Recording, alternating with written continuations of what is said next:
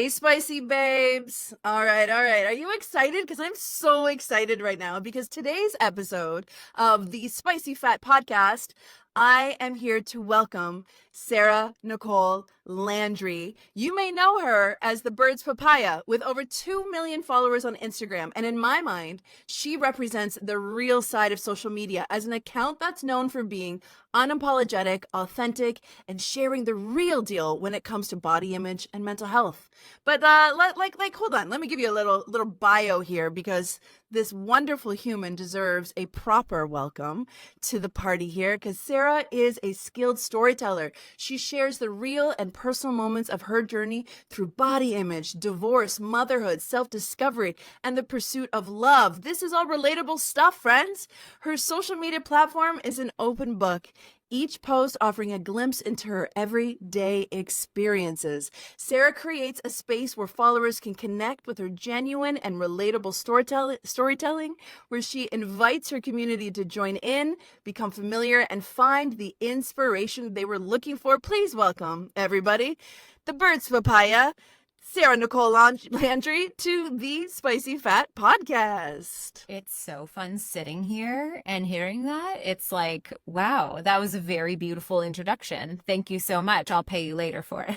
Yes, it sounds good. We'll hang out. It's so great. And you're also Canadian, a Canadian lovely I'm like in me. Guelph, Ontario. For the rest of the world, I was going to say an hour outside of Toronto, but I mean, an hour on a good day, not lately, but yes. Yeah. Also Ontario, also Canadian. Every once in a while I go to the States and people are like, oh, you must be Canadian. I can hear, or they think I'm Midwestern. They always think I'm Canadian or Midwestern. And I realize we have crossover accents. Okay. But I don't feel like I sound that Canadian because of when I hang out with my friend who is in Nova Scotia, she sounds Canadian to me. Yeah. And I'm like, that's a very different Canadian. But Yeah. I am. My milk comes in a bag. Yeah. Not in a jug, right? Not in a jug. Although I think they're changing that. I know, I heard. Is that real? Yeah, I heard, and it's really interesting because whenever people would like challenge why, like why are we having milk in bags? That seems really bad. I actually looked online and apparently it's like less harmful for the environment to use the bags than it is the jugs. So I was always like, this is an interesting shift, unless you're using the cardboard cartons, which it's just, I don't know. But I have this weird thing with jugs, and I'm not against them. I can handle the shift, but the crunch on the around the rim of the lid freaks me out a little. And everyone's like, but there's an open bag of milk in your fridge. I'm like, yeah, that's also weird. I get it. It's just that it's my weird and I'm used to it. And so when you're used to your weird, it's really hard when other people introduce their weird to you. And the crossover is milk. We have this like little intersection where milk is weird. Milk is weird though. It's fair. That's fair. It's weird. But it's not. What a great introduction to anybody who doesn't know me, that they're like, who is this bitch? Who Why just are went we off talking? about milk bags? But it's like a real thing. I mean, I would. you know, This is actually kind of stuff though I love. Every once in a while, like I'm a little bit of like I hyperfixate on random things. Yeah. And it'll be something like, all of a sudden you'll realize, like, have you ever seen how pistachios grow? And you're like, what the hell? And then you find out how potatoes grow. I went down like a whole thing. My Instagram stories for an entire like 48 hours was all about how weird everything is that grows. And then, there's like the milk bag thing. And we'll go over like all the differences that we have of like different Canadian to American things or like worldwide stuff that we don't realize is weird. So I love going off on things like that because I just think it's hilarious and it's interesting and we learn every day. This is the place to be weird. This is definitely the place to be weird. Also, have you seen a cashew grow? That stuff's weird. It's wild. Yeah, the cashew is a really weird, maybe that's what I was thinking of, not pistachio. The cashew is really, really weird. Another weird one is that strawberries are technically ovaries, or that the seeds are on the outside of the skin, so they're ovaries. There's a whole thing about like certain fruits are ovaries, and I thought that was very fascinating too. Well, strawberries apparently aren't they're not berries. That's what it is. They're not berries. They're not berries, but they're also like a human creation. Oh, I didn't know that part. All I remember was that watermelons are berries. Yep. And that strawberries are not. And strawberries, because they're eggs are on the outside, or like their seeds are on the outside, which makes them more Yeah. of an ovary. I don't know. I'd have to go back into my research. My research just being me Googling. No, listen, someone's gonna comment. Like Oh, they'll somebody correct us. really If there's something wrong, we'll be corrected so fast. Yeah, there's yeah. something about that. But Well, strawberries are not berries. speaking of being corrected, you live on social media. That happens to you Yeah. all the time, Of I can course. imagine, right? Yeah. And you even say on your website, you are someone who loves cultivating powerful social media conversations Yeah. around life and experiences in it. Yeah. And the one thing I hear over and over and over again from people is like social media isn't real. you know Yeah. but Fair.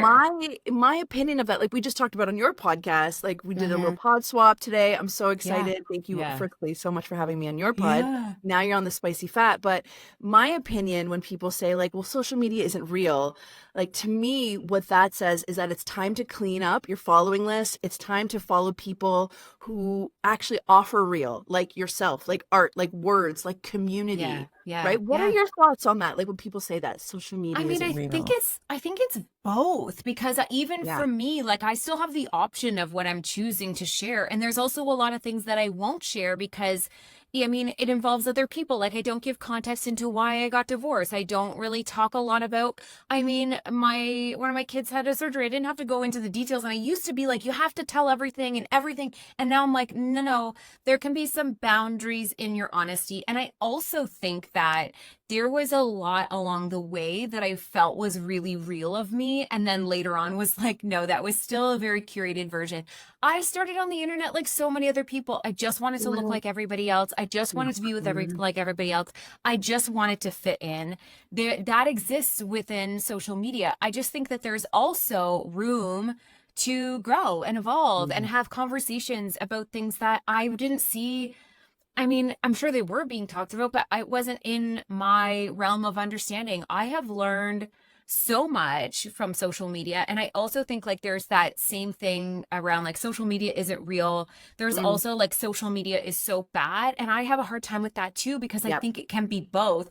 And I Yep. think it is a bit of a choose your own experience. Yep. I find it really fascinating that people really want to find the wrong in Yes. everybody, and that Yes. we're really in this mindset of everyone should be perfect. And I think that's what's causing the social media isn't real, because if you are real and you make a misstep or you say something and you're like, oh, I actually would like to say it a different way, there's not as much room for that anymore. Like there is a lot of like the one day I was talking about, I'd taken a picture and it was cute and I went to go post it and I hesitated because I have this rash in my armpit and it's discolored and it's gotten really dark. And I Yeah. had this moment of like, oh, that's embarrassing. Also, that's just real of what I'm going through. And Yeah. I posted it and I was like, by the way, yes, I have dark armpits right now. I have a rash, like carry on. Or if you have any tips, like DM me. And then so many Yes. people were like, wait, I'm literally going through the same thing. And like, that's Yeah. something I'm dealing with. And I was like, oh, okay. There's a lot of people who are dealing with this right now. But then I also said, like, I know people are going to make fun of me for my armpits. And Mm. that's the reality of and somebody was like, I'm really sad that you have to think through those filters of Mm. how, and my friend said this really amazing thing to me once, which was when people view you through the lens of their own bias, like you can't really change their mind. So there is the people who are going to look at me and be like, oh my God, what a disgusting, like, da da da da da about her armpits. And then there's also other people who are to be like, thank you for sharing that, because I've struggled with this for 20 years and I've never seen it before. I've never had, and I was like, it's my freaking armpit. I didn't realize that this was going to be like a weird healing moment for all of us, but it also is going to bring people saying awful things. But who do I want to be in community with? The people who are willing to have like we have a rash in our armpit. Let's Yeah. talk about it. Maybe Yeah. there's something we can do, we can figure out. And it's, could be a journey that we're on. I'm on an armpit journey now. Yeah. And that's sort of like, that's sort of just been the way I've experienced social media as a whole as well, because I did try and like fake it till I made it type thing. I did Yeah. go through the stages of like trying to be perfect and then going through the stages of, okay, I want to present myself as a flawed human, or I want to just show people that they can show up and do all the things. We kind of talked about this on my podcast, where I used to very much be like, just get out there, wear the bikini, live your life. And then I went through body grief and body change, and I realized it was more important than I showed up to what my life than it was what I was wearing. those Yep. are, I mean, it's hypocritical of yourself, right? Yeah. When I think Glennon Doyle once said, being your own hypocrite is like a sign of growth or something like that. I think Yeah. it's important that we look back on our journeys and we say, wow, that's something I did a few years ago, or would have believed or said and thought a few years ago. And now I'm in a different place. That's what I feel like social media is missing, is a lot of the realization that we're human, and the Yeah. humanity is missing. There's a lot Yep. of Discernment. yeah, and also we are in a time where I think people need to realize that negativity is still engagement. So people are breeding grounds for to find negativity, and people are feeling emboldened to be more negative. So it's not that the experience as a whole is negative. It's just Mm-mm. that we're still seeing it. We're still experiencing it. And we have to sort of figure out our own boundaries. I would say, to be honest, I thought social media was just the most lovely place in the world until Mm-hmm. the last like year and a half. And I've been like, Yeah. this isn't as fun anymore. People are Yeah. so cruel, and Yeah. it can be really difficult to walk through showing up and trying to be yourself when people will take who you are and Mm. splinter it down to little pieces and look at it with a magnifying glass. That's difficult, right? So I Yeah. do think that Yeah. social media can be real, and I also think it is the real parts of what we choose to show. And I Mm. think that if we go down the slippery slope of being real equates being perfect, we're Yeah. on a bad slope. So I really think like, and that's why sometimes I've had to really approach, I mean, I was just saying this to somebody else, like I mean, some language I used to use years ago, Yeah. and then you Yeah. learn that, you know what, there's better language to use. And I'm like, okay, Absolutely. but I don't think that the language that I used at that time should still be, like this is a sign of evolving. I think we really Sure. have to focus on that. And so I feel for myself, especially as somebody who's come through such a body journey, I try not to judge anybody who's like 5 steps behind me or 3 steps ahead. We're all on a path. And I think supporting each other, if we have capacity to, you don't have to, you don't owe anybody anything. Like, social media is your own, choose your own adventure, like I said. Yeah, it But is. just having a little bit more empathy and humanity in how we look at people, because it can be, again, a slippery slope when we see people be minimized to, I don't know, like singular posts or singular experiences. So thank you so much for sharing that, right? Like that perspective on, social media is real and it is a choose your own adventure. I did ask my community though a few questions, and one of the questions that came back to ask you was, because you put so much of your beautiful life on social Mm. media, that takes a lot of bravery. Like I see you as someone Mm, who is very brave. And whether you really? want to accept it or not, girl, I'm gonna give it to you, All right, and all that's right. and that's okay, right? So how much bravery, or what is it that you kind of take or need to be that vulnerable? Like what is Mm. that for you? What is that mindset? What is that heart space? I mean, I think a lot of it comes from the fact that I worked really hard to heal on certain things, because years ago, I would have called it brave. I mean, I remember the first time my stretch marks were shown and I thought I was going to throw up and lie in bed, and no one was ever going to talk to me again. Like, this was the most, like, when you feel like you've been hiding a part of you so strongly and now it's been exposed. Mm. But the opposite happened. I actually found a lot of healing in that, and I got to share in other people's stories. And now I live in a time, I mean, that was what, 6, 7 years ago. And now I see stretch marks a lot more. I mean, I can walk into a Yeah. Target. A Target was one of the first places I walked into and I saw them not edited out. It was like, there's a whole lot of healing there. So I can understand, like, I would say 6 years ago, seeing stretch marks in a photo of myself online really spiraled me. And now, like, I've just worked through how important that vulnerability is in terms of, Mm. I mean, human connection. The people Mm. aren't alone in their experiences. Yep. And I know, like, even very recently, actually, some people don't know if they share your posts in their stories, it still tags you. Yeah. And somebody, I'm gonna read this out because I think this is an important Okay. context to um like sort of the different reactions that you can get to the exact same thing. So I had shared myself on a runway in a string bikini and spoke about the fact of like what a powerful moment that was for me, just like in a string bikini, something I really felt was never for me, right? Mm. And so then I see this thing in my stories, and this woman said this, why though? Looks like shit and personifies what not making an effort looks like. But hey, all the power to her glorifying non-earned confidence. Can't stand this woman and her fake ass self-love proclamations that made her a fortune, and now she has to live looking like this.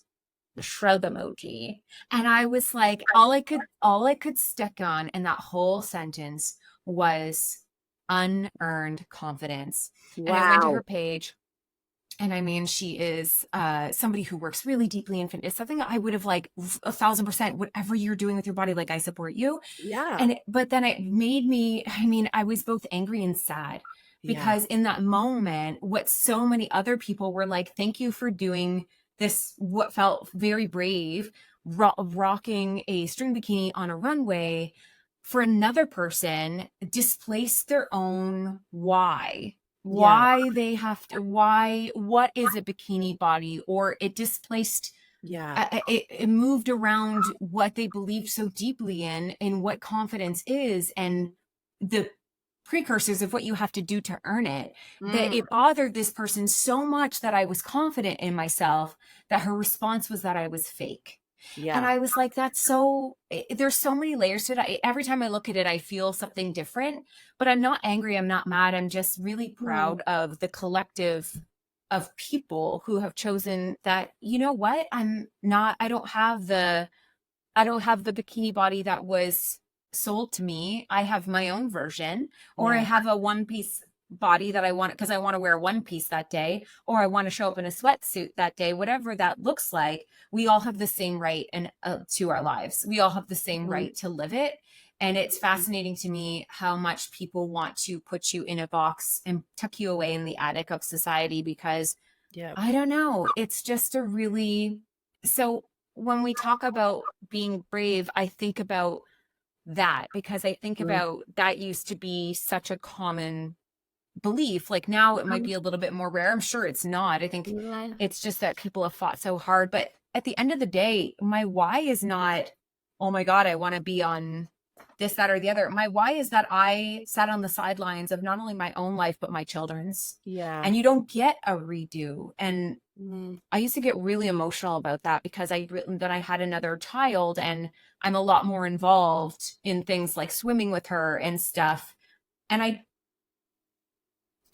don't get to do that for the others. I don't get a Yeah. redo. Yeah. Me showing up in my life now is not only an apology letter to myself, but to them and Yeah. to everybody else. So I will do whatever it takes to be Yeah. vulnerable and to be real about the experiences in my own body if it helps one Mm. person chip away or ask the question for themselves, because I know that they need that too, whether they have children or not, whether they're in a partnership or not.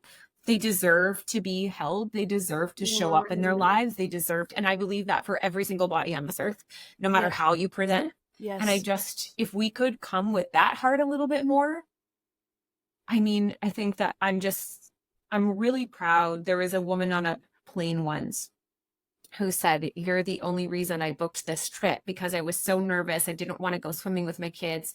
I haven't been in a bathing suit since I had them. And I'm going on this trip because you showed me that I could. And I was like, holy shit, here I am just in my own journey of like Yeah. trying to show up in my own life. You forget how, I mean, it's, the term is influencer, but the reality is we really do have the power to create seeds of questions and Yeah. thoughts that can really Yeah. impact somebody else's life. And I know that because the only reason I was able to do it was because somebody showed me that or opened that door, and somebody before her opened that door, and it just keeps going. Well, It's it's always going to be community. flawed. But It's yeah, it's community that not you don't influence. you Yeah. don't get to be vulnerable Yeah. without community. You don't Yeah. get to be brave Yeah. without community in that way. And sometimes you have to cultivate your own. I had a whole community of just weight loss.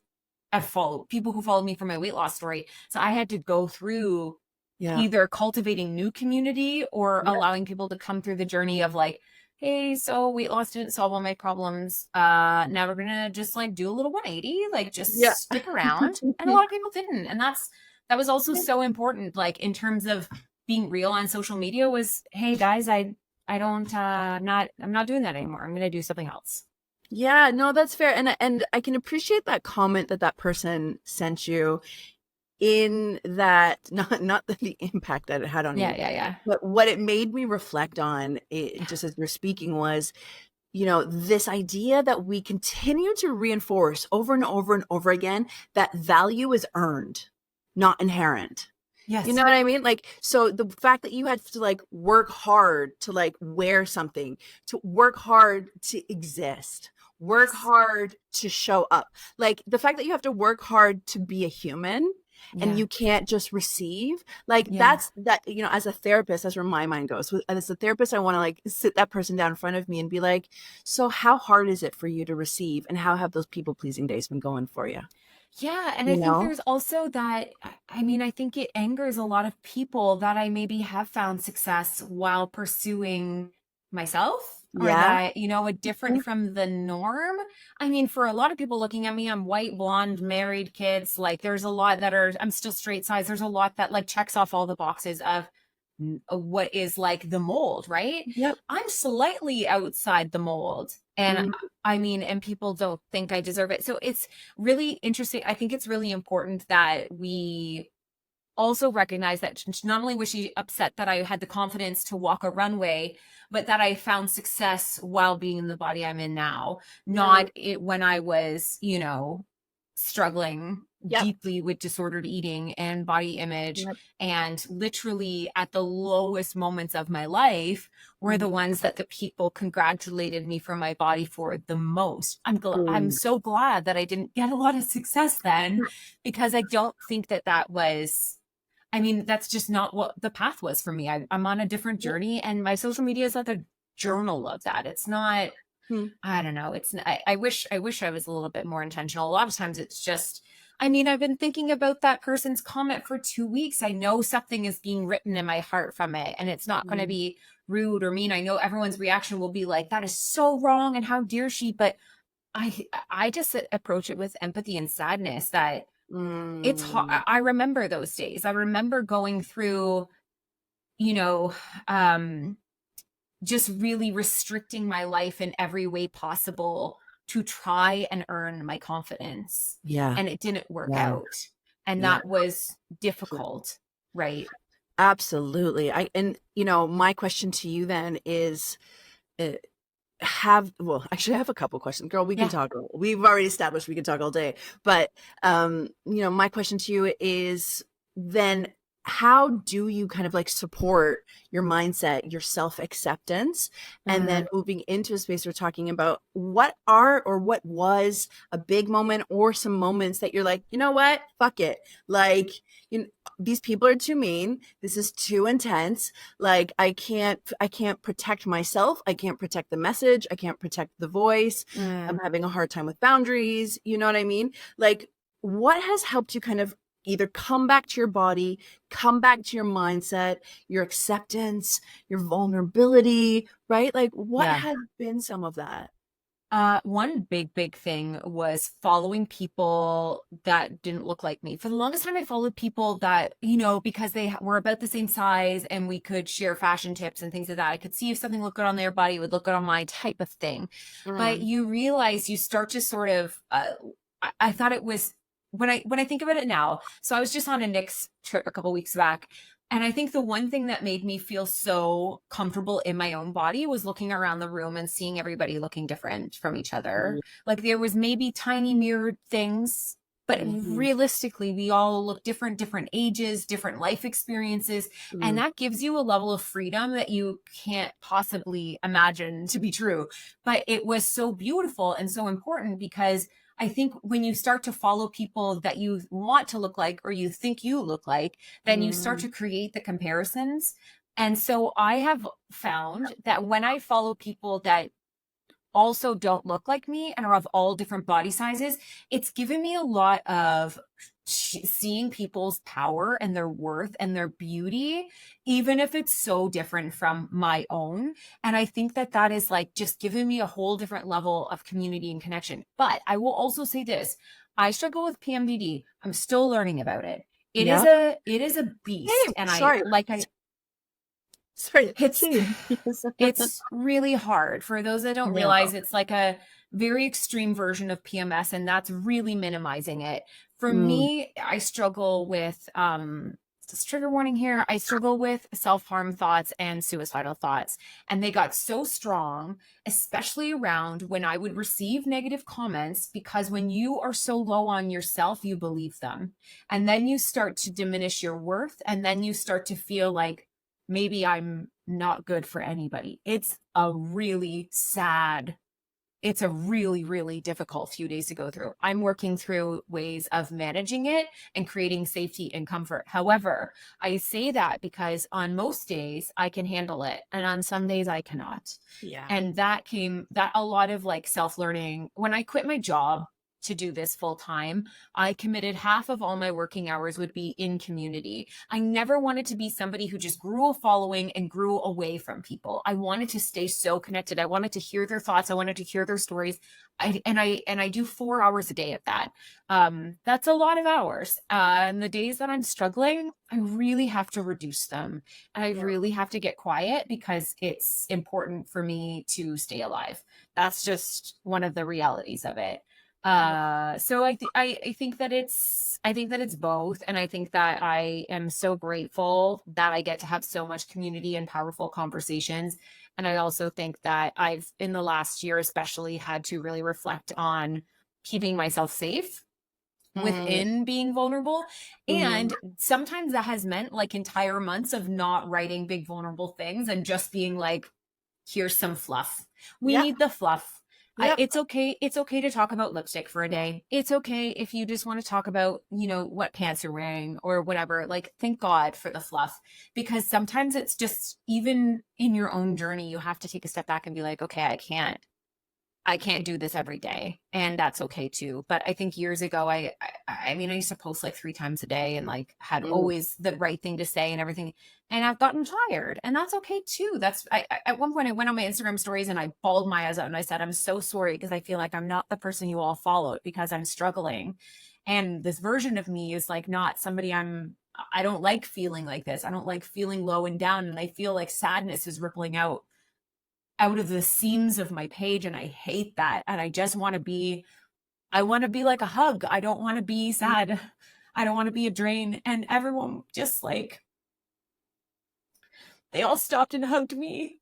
And I honestly think that despite all the bad, there's been so many people who have day in and day out, even when they see me get quiet. This last week, it was weird. My last PMDD, like I don't talk about it anymore because, mean people will know that of you and they'll use it. Yeah. But I was definitely going through it, and I guess it was noticeable enough. And that day I got 3 messages from 3 different people, and they were like, I just want to tell you the way that you changed my life, or I want to tell you why I love you. And that's all. And I was like, how do you all know? And why are you doing this for me? Because sometimes like there's imposter syndrome when it comes to like making money and being on stage. And then there's also imposter syndrome when it comes to like your community loving you back because you've loved them so strongly. It can be hard when they love you. It can be hard to accept when they love you back. I know that sounds really weird. No, it doesn't. It's relatable as shit. That doesn't sound weird at all. Sorry, I just inhaled my own spit. I'm not a pretty crier, okay? We inhale our spit. Are there pretty criers? I don't even know if that it's a real thing. Oh my God, I was just on TV. And we did this like cottage renovation, and I bawled my eyes out at the reveal. And everyone's pictures of me were like this face where I'm like, guys, this is the photo you all want to share of me. I told you I'm not a pretty crier. That's so funny. That's fair. There's so many places I'd love for us to go. Like, I also have PMDD. PMDD is actually also linked highly with neurodivergence as well. Oh, yes. Which is really interesting. So uncovering that endometriosis as well, all of those things. So connected. Right. So, and we're just scratching the surface. Like we've talked about, again, like, so understudied. Yeah. Why are women all of a sudden coming out with ADHD or all these neurodivergences? Well, because the science is finally catching up. And right. It's also like I became self-suspecting of PMDD because other people talked about it online. Yes. And so it's also interesting because when I shared about it, I was like, this is so hard to talk about because there's Yeah. also such limited research. But I'll tell you something I know, and that's about 80% will think about ending their lives. This is a huge, huge crisis for women, and it's impacting, I think the current diagnosis is about 5% of the population. I may be wrong there, Yeah. but it's like not nothing. No. And here I was learning about it on social media because, people don't even, again, the No. science hasn't really caught up with it yet. So then people come to me and like, what do I do to help? And I'm like, I don't even know, because there's not even enough information. Even talking, like, I was diagnosed by 2 different doctors. Yep. And I mean, even the paths of managing it are very different and so individual. It can be really, I mean, tricky when the evidence hasn't caught up with the reality. But I also think that it's really important that, I mean, thank God people talked about it, because otherwise I would have just stayed in the cycle of, oh, I only just have really bad anxiety and depression 3 days a month and then it's gone and I don't have to deal with it. I never Exactly. knew. Yeah. Yeah. And speaking back to the power of social media, right? Like that's how I Yeah. found out I had ADHD. Actually, I started Yes. those trickles. That's how a lot of my clients find out that they have PMDD or endometriosis or Yeah. a neurodivergence. ADHD is It's because of women. social media, is Yeah, because of storytelling and that. real, like, Yes. sharing their experiences. It's so Yes. true. Yes. And speaking of storytelling, okay, here's a fun kind of question, because what I love about social media and how women are primarily the influencers or the actors or the even just Yeah. like on it and engaging with it is that what it I find it does is that it reinforces not only community but gossip. Yeah. You know what I mean? Like, have Oh, you yeah. done any work around or like learning about how gossip and like how we've demonized women gossiping and what that means and how that is such a, first of all, like a colonizer mindset, a patriarchal mindset, but not only that, a way that we have just been like suppressing women from sharing information. You know what I Yeah, mean? I agree with that fully. And I also Mm, think that you have to look at, is the gossip has inherently been shared as being bad. And I think that the mm, difference is, are you gossiping to create conversation and create, or are you gossiping to tear somebody down? I think there's yeah. two very different things. And I Yep. think it's really good. This is why I love TV shows and I love like celebrities you can look at in the media. So when Yeah. you look at somebody like Miley Cyrus, she's a really good example. The media loved her, and then the Mm, media ripped her apart for mm, everything that she was. And then they were like, wait, we love her again. She has a new song. Let's bring her back. And the second she, and we learned so much when we watched her go through a divorce, all the things that were said about her. Later, mm, what is years of her enduring all of that, just to later find out that it was a very, very different scenario. And then everyone just felt bad.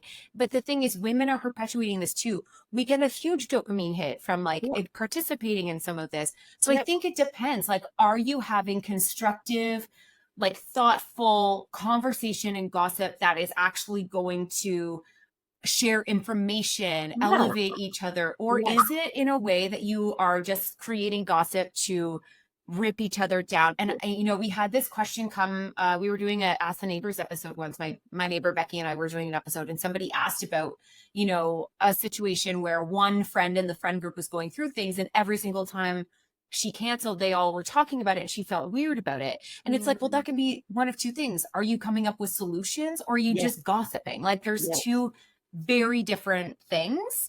And Mm, so I do think like we do have to peel back the layers and like, what is gossip and what does yeah. it mean? Because I think there's two very, like anything, it can be disordered. You can, Mm, like, for one person, a glass of wine is nothing. And for another person, it's like not great.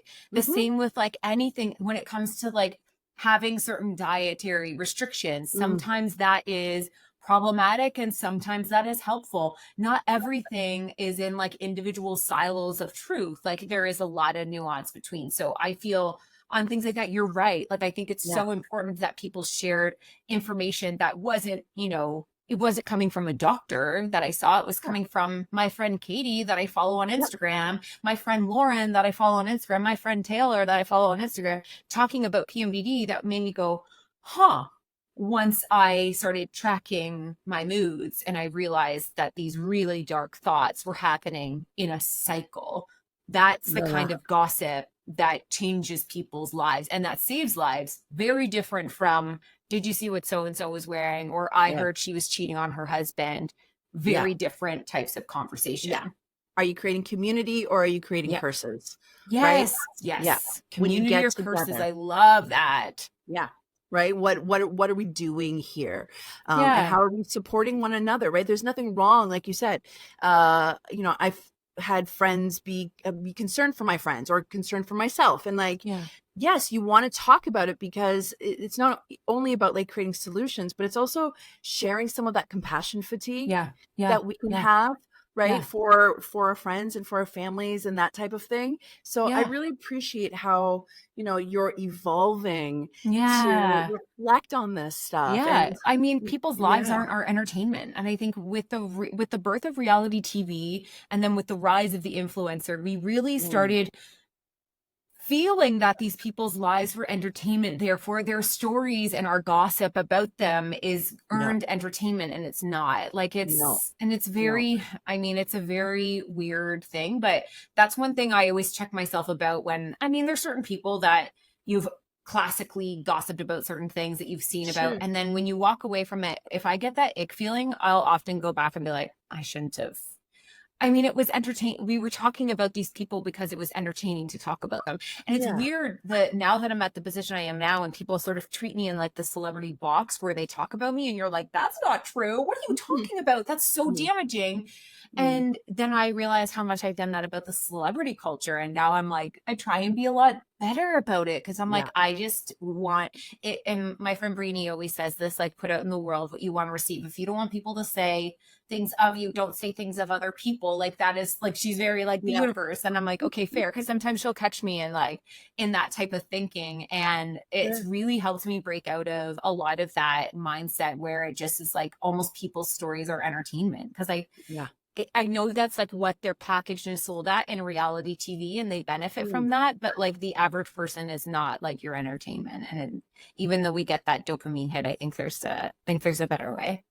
Yeah, well, and you reflect in your Instagram, you said this last year has been so hard. So, as a person on the other side meeting you sort of IRL for the first time, right? I see you rebuilding, Yeah. reinventing, saying what that means, healing out loud. One of my Yes. favorite quotes is, if you are a content creator of any kind, you know, are are we sharing our wounds or are we sharing our scars, right?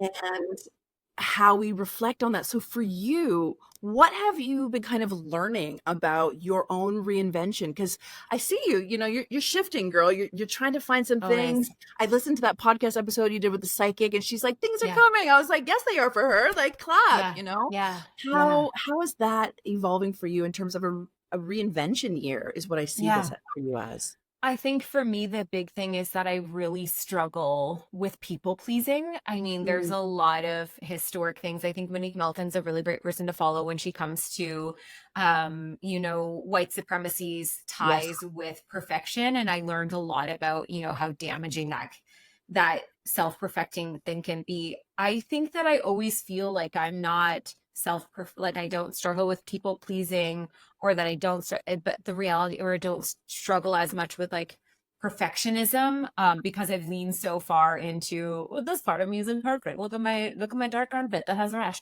Like I think because I've done that, I sometimes forget how deeply I still struggle with people pleasing, which is why some of the negativity can really, really, really hit hard. I'm still working through having a job that relies on being validated by other people while Mm, simultaneously working to detach my worth from other people's approval, trying to take my power back. And when Kate Van Horen said about me going through an internal renovation, that's a big part of it, is like I mean, I've always leaned into discomfort, but I was always topical enough. I think the last year has taught me that a lot of people perceive me as like happy and perfect and everything's okay.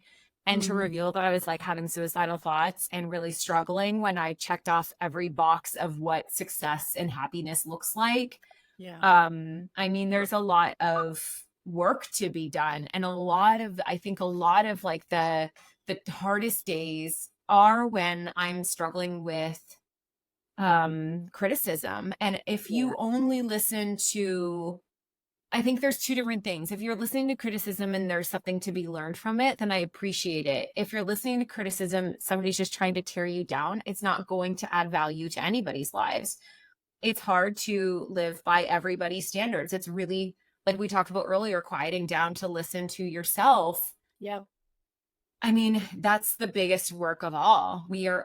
I think because, I mean, I'm turning 40 this year. There is a bit of a, life is very short. And I don't want to be stuck in a cycle of, does everybody like me? When I'm struggling with, just getting through the day sometimes, right? Yeah. So, I mean, I'm going to keep chipping away. I think that when she talked about the renovation, I really felt that. I felt like all of this maybe pain and discomfort that I've been carrying for the last year has a purpose, and it is rebirthing me into hopefully a more powerful version of myself. And hopefully I will be able to speak words into it, and I will be able to speak from the scars and not the wound, because I'm in the wound, right? Like that's the hard thing, is like I'm in the wound. And I don't want to be I don't know. I spoke about this last summer when I first revealed that I was struggling with suicidal thoughts. And we were on a family trip, and we went back to Disney, and Daisy Duck, this is such a classic me story. Daisy Duck gave me a hug, and there's a rule that the characters can't let go first. Like, you never know who needs a hug, so they'll hold on to you until you're ready to let go. And she hugged me, and I realized I was like staying in the hug. And I was like, oh my God, I'm like staying in the hug. And I didn't realize how badly I needed it. And then we were talking about, our toddler being there and how she won't remember it. And my husband said one line that just changed my life forever. And he goes, yeah, well, joy lives in the body, even if she doesn't remember. And I realized that, people were criticizing me for like being a Disney adult, being this, being that. But yet here, this hug from Daisy Duck had me holding on so tight. And my husband's saying joy lives in the body. And I realized this is my survival. Wow. Yes, people are going to be mad at me. People are going to hate me. People are going to this, that, and everything about how I spend my time. I spend my money. I do my hair. I, raise my kids. Everything is going to be criticized, but nobody can take the joy that lives in my body. So if I chose to suddenly ignore the things that I love, stay home from the things that excite me, not write the thing that makes me feel powerful and beautiful, and do the things that bring me all of that, then I'm only leaning into the pain that is in my body. And I think that if we're going to tip the scales in our favor, we have to find the joy, because joy lives in the body too. And so fucking Daisy Duck and her damn ass hug showed me one day that I really had to ignore that level of, and like, let's be real. I want to share this because there is a spot in Disney where you can go up and you can close your eyes and they like pixie dust you, and they tell you to like close your eyes and like make a wish for yourself.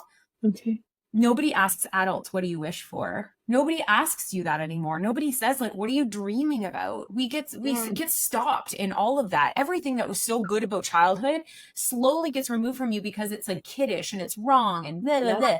And I literally had somebody message me. I'm not kidding.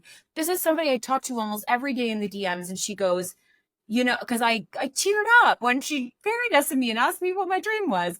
And she was like, I gotta be honest with you, this is enough for me. I'm done. And she unfollowed and blocked me. And I was like, I really got like embarrassed. I was embarrassed that like that meant so much to me and that I was feeling so much joy. And then somebody like made fun of it and just minimized it so much. But here I am, like, I'm trying so hard to lean into every spot of joy that I can right now. I've been thrifting for all my favorite toys that I had when I was a kid. I'm trying to like find those like little things everywhere because I'm turning 40. This is not a midlife crisis. This is survival. We have to stop as women pretending that we don't have dreams or that we don't want to do certain things or that we don't love certain things. And our favorite movie isn't Moana. Like, let it be what it is. And I would rather be that person for myself than be this cookie cutter of something for somebody else. Because again, that target's everybody's cookie cutter is going to look different. You're never going to fit into it. Yeah, I love that you said that. Joy lives in the body, right? Because credit to my husband, Shane. That was definitely a him quote, not a me. He comes up with some zingers. Oh, I love that. Thank you, right? Because we just talked about like somatic therapy and like how Yeah. it's important to do somatic style therapy as Yeah. well as talk therapy in order to like Yeah. things out, but also to not only move stuff that no longer serves you and like that, keeps your body heavy, but also the joy to move through the joy, right? Like when we talk about layers and peeling back the onions, you got to get through some of the ick so that you can make space for the joy to exist, Yes. right? And doing Yes. that work. And, speaking of your joy, you always have the best projects going on, like Always. Papaya Reitman's, like Yeah. I need the denim, the Oh my skirt, God. jacket, like Yes. I The need denim it. skirt Oh is my so God. good. Yeah, it's so good. Love It's it. so good. So what are some of the things that you're working on that you're allowed to share, in the near future that is exciting for you, that is coming up, that Mm. is filling you with your joy? There's one thing that I can't really share yet, but when I tell Yeah. you, it has been something that I have been wanting for about 5 years. And now this opportunity's come up, and my immediate reaction was, I can't do it. And I literally had to have my friends sit me down, and they were like, the fuck you can't. And I think when the context of what is going to happen happens, I think everyone needs to understand that, like, I had that moment of like, I don't think I can do this. This is a Yeah. little too big and a little too uncomfortable. And it took community being like, yes, you are. Yes, you will. You got this. You're fine. Mhm. But yeah, I mean, there's a lot going on. We just 2 years ago, I bought a cottage. We renovated it. This is a Yeah. bigger deal than I think I've played out, because in the world of working for yourself, you make money. And Mhm. I very much sort of leaned away from spending it a lot. And I really wanted to invest it in something. And my husband sort of was like, if you're going to bet on anybody, bet on yourself. And so we bought a cottage that was renovated on an HGTV show, Scott's Vacation House Rules. And now 2 years later, we're about to go into being like a cottage rental company, which is like an entirely new place. This Yeah. is, but I mean, I think what's so neat about it is that I have worked in this industry for 16 years. I've only made money. I mean, I didn't make any money for, I guess, 11 or 12 years. Mhm. And so now being able to see an actual physical brick and mortar something, Mm. what an emotional experience. I'm so proud of it. Mm. I'm so excited for it to open. I'm terrified as well. My husband woke up in the sweats the other night, like, what if somebody puts a barbecue too close to the house and it smokes out the whole place? And I was like, we're going to cross that bridge in the morning. We're Yeah. going to make sure, like, there's so much learning. And I think it's really cool that I get opportunities. I mean, even Reitman's, that collection came out. You have no idea. You privately designed something. You have no idea if anybody's going to like it. You have Yep. no idea if anybody's going to buy it. You're like, I like Yep. it, but is that enough? Like Yep. there is only so far you can go of attaching your face to something and people being excited about it. So I have another really big collection that's coming out with somebody entirely new for me. That's been in the works for 2 years. Again, I'm every once in a while, I wake up in the middle of the night and I'm just like in a full sweat. You pour your heart into so many different things and a lot of guesswork. And you just hope that Yeah. people will love it enough. You just hope that people are going to be excited about it. And it's a lot of decisions and a lot of little pieces and little steps and a lot of working through imposter syndrome every single day.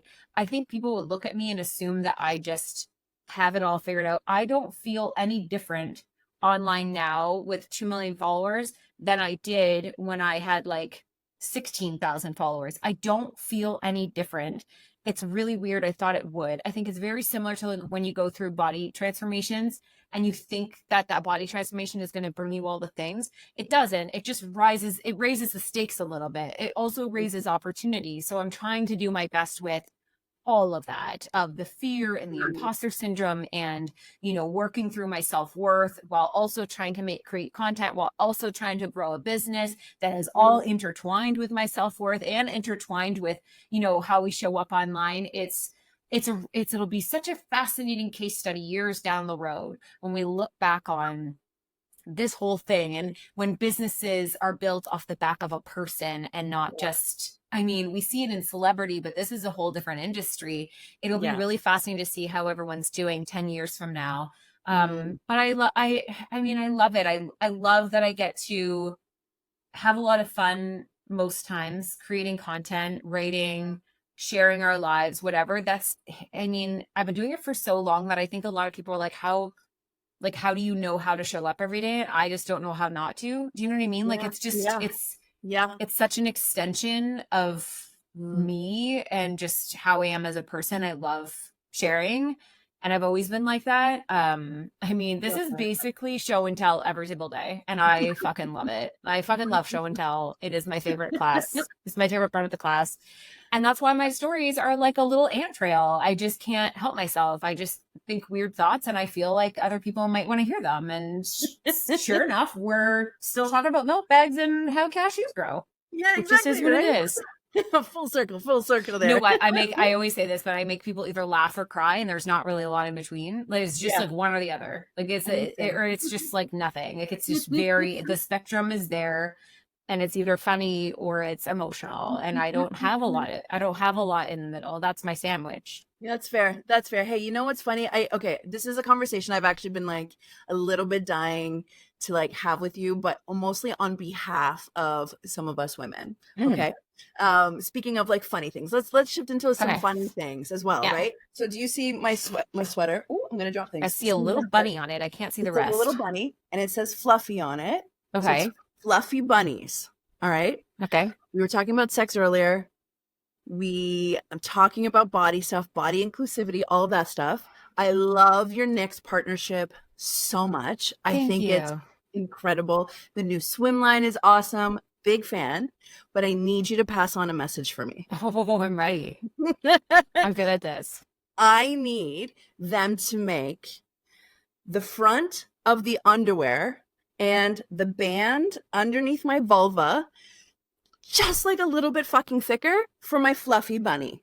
You know what I mean? I actually have a little bit of advice for this because I do find there is the mesh one for whatever reason is a little bit more structured and holds a little bit more. But that's a really interesting. Yeah. Okay. I talk about this on my side, on my stuff, and the feedback that I get from women.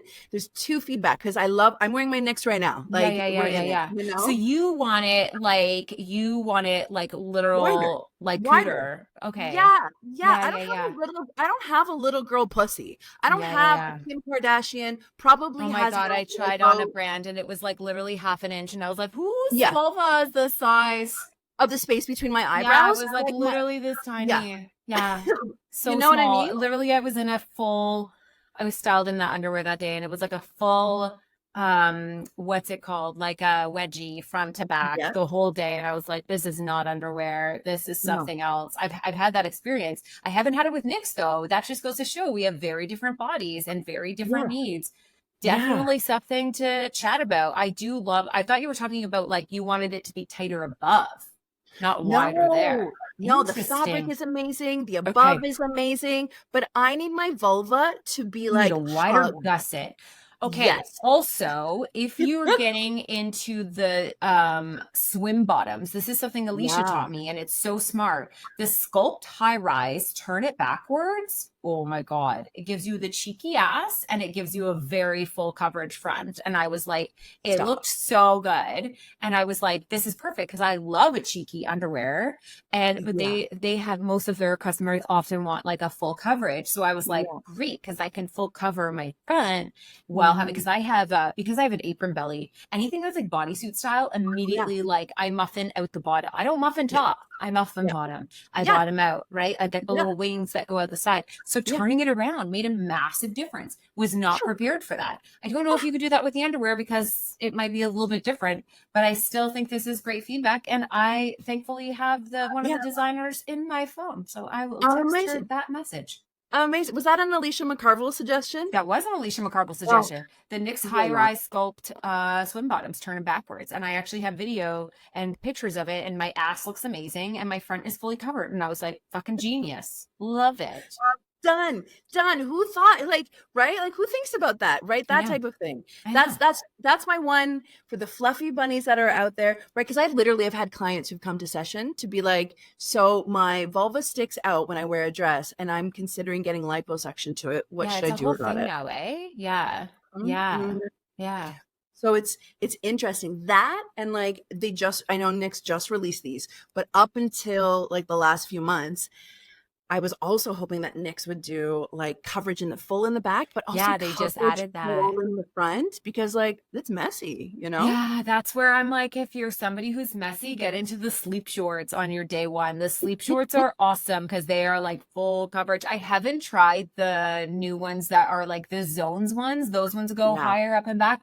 But I yeah, did try the 360, and it's funny because like I decided to, so they have like a 360 leak proof thing now. And so I was like, I'm gonna test it. I know that blood is not the same as water, but sure. water is very fucking leaky. And so if it works, so it said it would hold 5 tablespoons. And like without testing it before recording, I was like, we're just fucking going for it. If they say it's true, it's true. And I literally poured the 5 tablespoons of liquid and it like didn't even get on the seams of the outside. So I was like, damn, that was pretty impressive. So it was interesting to see, even Okay. in the realm of something that's like fairly new on the market, it's stepping up more and more. But the sleep shorts are a great like day one Yeah, period. I'm still a menstrual cup girl, and I use the underwear as like my backup. right. That's just me. I am so iron deficient that Yeah, I find even with like leak proof on its own, the volume to which I'm bleeding, I'm just uncomfortable. So I find it yeah. just like it's a little bit better to have a cup in for the first couple days, and then I go from there. Yeah, It's that's hard to fair. find Yeah. stuff that works. Like honestly, for everybody, it's like we're so individual. But I even like I switched from a cup to a disc, and I really Yeah. like the disc, Did and you like the disc better? I like the disc better. I'm using Yeah. a disc, and it has a little lip that like Mhm. catches anything, but it's very easy to insert. I really like that. I also feel like if anybody's going to try a menstrual cup, practice inserting it before your period. I feel like Mm, everybody gives up because they start practicing when it's like day one Niagara Falls, and they're like, sure. oh, it's like so much and it's too messy. And I'm like, No. practice before. I've been using a Yeah. cup or a disc for over, I mean, since I was in my mid 20s, Yeah. and I have gotten a lot of practice in. So it's really easy for me. But yeah, it's like one of those things where everyone has to figure out. I mean, I have like I think the midwife told me once I have a crooked cervix. So like maybe that's why certain things work better for me. I don't know. Like, Yeah. I don't know. Yeah. Yeah. Well, and a tip for that too, like I love that tip of like practice using a cup or your disc prior Yeah. to, but also use a little bit of lube, right? Because we have to remember that Yes. if you're using it prior to your period, so when we get our periods, everything just kind of opens up, right? Because your body's getting ready to release. So that's why it's actually a lot easier to insert at that time. Whereas Right. prior to your period, like I have tried to like, dry run a cup before and I was like, whoa, this ain't it, friends. This Not a isn't good it, right? idea. Not a good idea. Do A little bit of not. Yeah. lube. A little bit of Okay. That's lube so can help. smart. Yeah. Do you see yourself designing more with like Nyx coming up or more papaya? Yeah, we're gonna see something come out this summer, Nice. for sure. I mean, probably with even in the next month. So I think you'll see something, and it's gonna tie in a little bit with that thing that I told you I really freaked out about. So there Yeah. is something coming, and it's all crossing over with each other, which is like so kismet and amazing. But yeah, I'm excited. NYX is one of those brands, and like I've been there for. I used to actually even I earned in not interned. I was like a marketing consultant there for a while. So like I know what goes on in there. Okay. And I am weirdly obsessed with everything that they're doing. It was hard to be in the office and no longer in the office because I'm always like, oh, you have a new color out? I didn't even know. Like, no, you bitch, you don't work here. Yeah. But they're great. Like they're so great at like I last year was like, what would be fun is doing this. Or like I was so obsessed with it. Like last year we did a thigh saver collab because I was Mm, so obsessed with the thigh saver and I felt like people weren't talking about them enough. They weren't yep. advocating for them enough. People would see me in the Yep. summer in a dress and they're like, how? And I'm like, thigh savers. Why aren't people talking about them? And then I was like, why can't we make them cute? And they're like, let's do like designer thigh saver. So we came up with Yeah. this like lace thigh saver, which makes no sense, but is actually beautiful and soft. And so we came out with like a hot pink, a black, beige, and then we came out with like a leopard print. Cause I was like, if we're gonna have something like this, saving our thighs from chafing and the Yep. wind blows up, I don't want beige. I want cute. And so Yeah. let it feel intentional because it is like, and so then when we released it, what was awesome was that people then took their own spins with it. So they would wear like the black lace ones with an oversized band tee. And it was like such a vibe that I was like, that was damn smart. I was wearing them like, you know how your shorts ride up so much? I Yeah. would wear the thigh savers underneath and they were lacy peeking through the shorts so that even when you're sitting down, it wasn't like all the way up on you. There were so many different hacks and stuff. But I mean, that came out of me being like, I really am obsessed with the thigh savers. I feel like we need to talk more about them. And then the design team worked and we did that. So because I'm such a NYX fan, it's fun to work with them because I know their products like in and out. I know what I love. I know what I'm drawn to. And I'm so impressed with where they went with the swim this year. And I'm so impressed with like where, I mean, even their bodysuits, I feel like for the longest time, it was so functional. And I finally feel that they're like, y'all want to be hot. Like y'all want to have a little bit of mesh. Y'all want like a little bit of a plunge.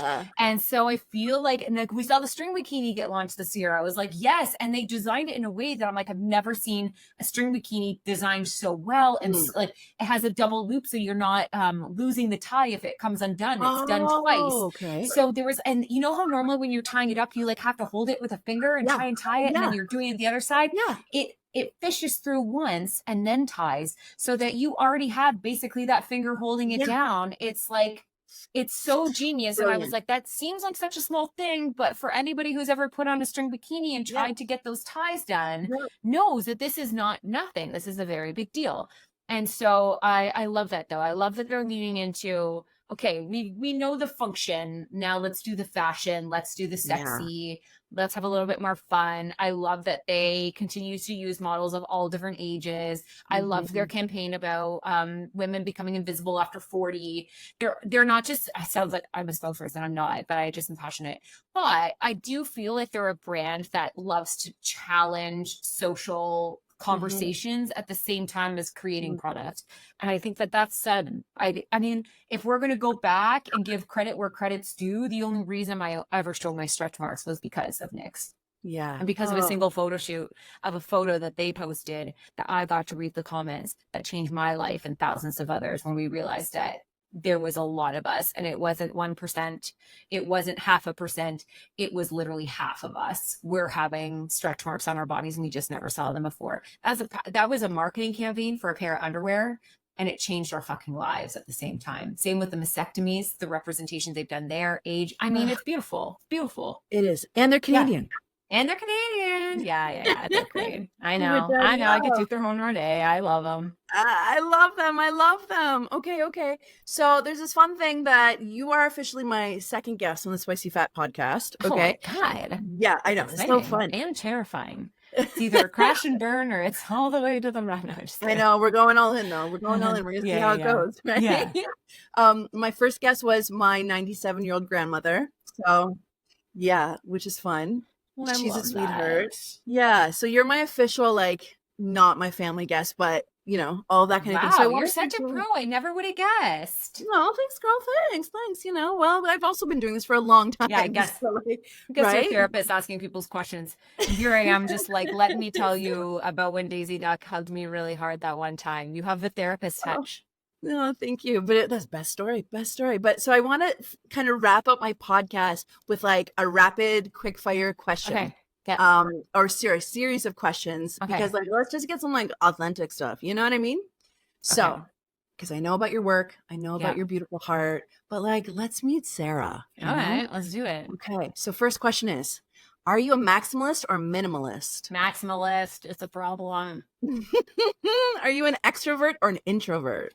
Neither, an ambivert, which is something that people don't talk about enough, but it means I both get energy from people and I also get energy from being alone. So I have to figure out and tinker with the balance of knowing when I need what, because I'm definitely an extrovert, but I can also, if I go too far, then I become drained by it. And that's where introvert locks in. So ambivert. I love that. Okay. Yeah. What are your love languages? Ooh, okay. It is, I definitely words of affirmation sort of problematic for me because I just, it's definitely rooted in just tell me you're not mad at me type of things. But gifts, but not in the way that you think. Obviously, working in this field, you get sent a lot of things, but there's something about when somebody saw something that they knew you would love, or like when my husband sends me flowers unexpectedly, like Yes. gifts when it, I don't know, just knowing that you're thought of. Does that make Yeah. sense? It could be as simple as Yeah. like a little letter, a little note. I Yeah. had somebody come to a meet and greet last week and she just slipped me a little card to read later. And I purposely held on to it until I really needed it. And then I read the card and I was like, that was a beautiful Mm. gift. So it's not always a monetary gift. It can be an experience, a letter, a note. I mean, I think the ways that we gift to each other is so special. But yeah, it's not like the material thing. Like you couldn't give me a designer bag and like get me down to tears, but you write me a nice note or give Yeah. me something like out of context or out of the blue that you saw and you knew I'd love. Yeah, that's it. But definitely words of affirmation is like the biggest one. I'm just trying to make it less problematic. I love that. You make me That's really fair. good, you know? Yeah, I'm trying. We're growing. We're We're growing. It's working on fine. It's it. fine. We're working on it. Okay, I have therapy tomorrow. Okay. How do you like your eggs? Scrambled. Okay. Oh, If oh, oh, oh. oh. Or egg in a hole. Okay, stop. Yeah. Yeah. Egg Yeah. in a That's hole. fair. I thought That's my mom fair. invented it, so I thought it was like a really cool invention that my mom had made until I found out that like everybody's mom did that. Yeah, egg in a hole, sick though. So Wait, but cool. what kind of toast though? Like I'm gluten free, so I have to have boring bread, but like, yeah, any sort of white bread, some sort of a cool shape. Usually when I grew up it was like a flour, and then you toast the flour and then you crack the egg on the inside. It's just nice because it's like Yeah. you get to you have the dipper. And so Yeah. everything is like delicious. And at the end you like rip the outside and you eat it. Yeah. I love it. But you couldn't go to a restaurant and be like, I'd like some dippy eggs. Like I want some Right? egg in a hole. Can't order Yeah. that. It's a specialty at home. Wait, you can in London, Ontario at the birds. Oh, what oh the oh what would you like? I don't know why I mentioned them. Why I'm did they sorry, but not they're call it amazing. egg in a hole? Is my Yeah, question. exactly, right? Okay, next question. If the color pink were a sound, what would it sound like? I think it would sound like a bird. Oh, Yeah, like it like would be sing-songy. Pink is such a beautiful sing-songy thing. But you know what? It also could be really loud. So I stand by it being a bird. okay, I'm here for it. I'm Yeah. here for it. What time do you wake up in the morning? I do wake up usually around 7 and I lay in bed until 7:30 and then I get the baby and then she comes into our bed and we stay in the bed till about 8 o'clock. And then I'm out the door with all four kids at 8:30. I love that. Yeah. What's your favorite food? You know what? This is so simple, but buttered noodles, like Mm, just buttered noodles with Parmesan. If I mm, could have that and like some sort of side of seafood, if it was like I went to Red Lobster 2 weeks ago and I still can't stop thinking about it. So it's a bad yeah. time to ask me what my favorite food is because right now it's crab legs. But butter noodles, like tried and true. There's when Mm, you're having a down day or you're feeling sick or you just need comfort, butter noodles are there for you. They yeah. are there for you. They always have been. I love a butter noodle. What's your favorite swear word? Oh, I mean, I feel like fuck is because it's lost its appeal of being shocking and it's just so naturally there now.